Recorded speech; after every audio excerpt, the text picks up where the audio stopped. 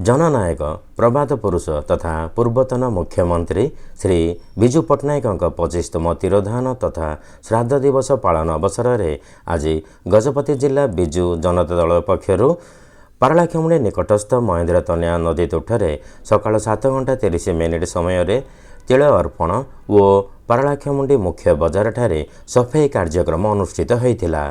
परिशेष college छक निकटरे थिबा विजु बाबू प्रतिमूर्ति रे बीजेडी सभापति श्री प्रदीप कुमार नायक नेतृत्व में समस्त दलीय नेता व कर्मी पुष्पमाल्य अर्पण पूर्वक गभीर श्रद्धांजलि ज्ञापन कर जायथिला।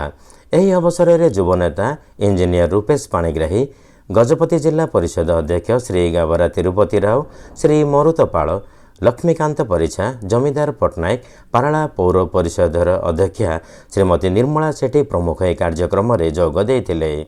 पारालाखेमुंडी कृष्ण कुमार बेहरा रिपोर्ट, नेटवर्क ओडिशा।